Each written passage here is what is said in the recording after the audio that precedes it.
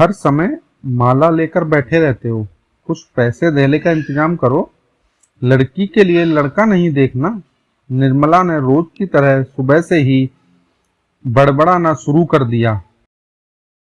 ईश्वर पर विश्वास रखो, समय पर सब हो जाएगा, चौबे जी ने अपना गमछा संभालते हुए कहा।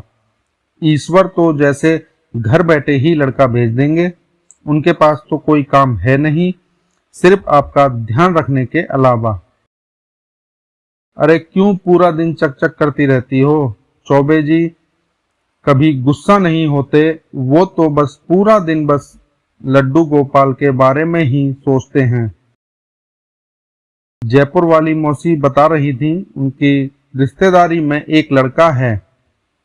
अब देखकर तो जब आओगे जब जेब में 1000-2000 रुपए होंगे।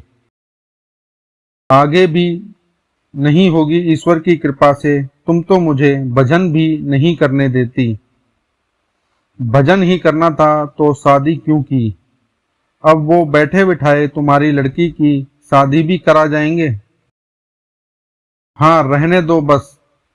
लो थैला पकड़ो और जाओ, सब्जी ले आओ। और हाँ, जिस लड़के के बारे में मैंने बात की है उसके बारे में जरा सोचना। परसों जाना है तुम्हें। अब थोड़े बहुत पैसों के लिए एफडी तो तुड़वाओगे नहीं? जो यार दोस्तों को उधार दे रखे हैं उनसे जरा मांग लो। थैला लेकर निकल तो गए, लेकिन विचार यही है मन में, पैसों का इंतजाम कैसे होगा। सब्जी लेने से पहले जरा अपने दोस्त से अपने पैसे की बात कर ली जाए, जिस शोरूम में वह काम करता है वो भी पास ही है। राकेश ने अपने मित्र को देखा तो गले लगा लिया। चौबे कैसे आना हुआ? कुछ ना भैया, कुछ समस्या आन पड़ी है, पैसों की सख्त जरूरत है। अपने ही पैसे चौबे जी ऐसे मांग रहे हैं जैसे उधार मांग रहे हों। देखता हूँ, साहब से मांगता हूँ। 6 दिन पहले ही विदेश से आए हैं, ऐसे 6 शोरूम हैं उनके पास। बात करके तुम्हें बता दूंगा। और बताओ ललिया ठीक है? कैसा चल रहा है उसका योगा क्लास? बढ़िया चल रहा है, सुबह 5 बजे जाती है, पूरा 5000 कमाती है। चौबे जी ने बड़े गर्व से कहा। गुण संपन्न है हमारी लाली। कैबिन से बाहर निकले ही थे, एक जगह नजर टिक गई। इतनी सुंदर मूर्ति लड्डू गोपाल की। चौबे जी अपलक देखते रहते हैं, जैसे अभी बात करने लगेगी। तभी राकेश ने ध्यान भंग करते हुए कहा, बड़े साहब ने ऑर्डर पर बनवाई है, बाहर से बनकर आई है। ऐसी 3 बनवाई हैं। रास्ते भर मूर्ति की छवि उनकी नजरों से ओझल नहीं हो रही थी। काश वो मूर्ति उनके पास होती। ऐसे नहलाते, क्या क्या खिलाते। घर कब आया पता ही नहीं चला। लेकिन घर के सामने इतनी भीड़ क्यों है? गाड़ी तो काफी महंगी लग रही है। अपने घर के दरवाजे में घुसने ही वाले थे कि थैला हाथ से छीनकर निर्मला ने मुस्कुराकर उनका स्वागत किया। कौन आया है अंदर? सूट बूट में एक आदमी बैठा है। चौबे जी को देखते ही वो हाथ जोड़कर खड़ा हो गया। राधे राधे चौबे जी ने कहा। बैठिए, क्षमा कीजिए मैंने आपको पहचाना नहीं। अरे आप कैसे पहचानोगे, हम पहली बार मिल रहे हैं, उसने बड़ी शालीनता के साथ जवाब दिया। जी कहिए, मैं आपकी क्या सेवा कर सकता हूँ? दरअसल मैं आपसे कुछ मांगने आया हूँ, सीधा सीधा बताइए।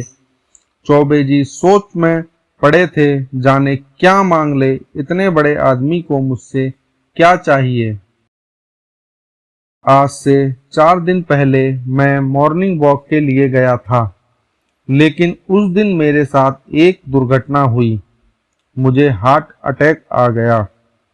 आसपास कोई नहीं था मदद के लिए। ना मैं कुछ बोल पा रहा था। तभी एक लड़की स्कूटी पर आती दिखी। मुझे सड़क पर पड़े हुए देखकर उसने अपनी स्कूटी रोकी। अकेली वो मुझे उठा नहीं सकती थी। फिर अपनी स्कूटी से दूर की दुकान पर जाकर एक आदमी को बुलाकर लाई। उसकी मदद से उसने मुझे अपनी स्कूटी पर बिठाया और मुझे हॉस्पिटल लेकर गई। अगर थोड़ी सी भी देर हो जाती, शायद मेरा अंत निश्चित था। और वो लड़की कोई और नहीं, आपकी बेटी थी। उस आदमी ने हाथ जोड़ते हुए कहा, अगर आप लायक समझें तो मैं अपने बेटे के लिए आपकी बेटी का हाथ मांगता हूँ। जो अनजान की मदद कर सकती है, वो अपने परिवार का कितना ध्यान रखेगी। चौबे जी एकदम जड़ हो गए। विश्वास नहीं कर पा रहे थे। क्या यह सच में हो रहा है कि मुझे किसी के दरवाजे पर न जाना पड़े। इस स्थिति से बाहर नहीं निकले थे कि तभी उन्होंने अपने पास रखे हुए बैग में एक बड़ा सा बक्सा निकाला। उसमें वही मूर्ति थी जिसे अभी शोरूम में देखकर आए थे, जो आंखों के सामने से ओझल नहीं हो रही थी। जिसे देखते ही मन में ख्याल आया था कि काश मेरे मंदिर में होती। ऊपर वाले ने प्रमाणित कर दिया कि मुझे उसका जितना ख्याल है उसे मेरा मुझसे ज्यादा है। राधे राधे।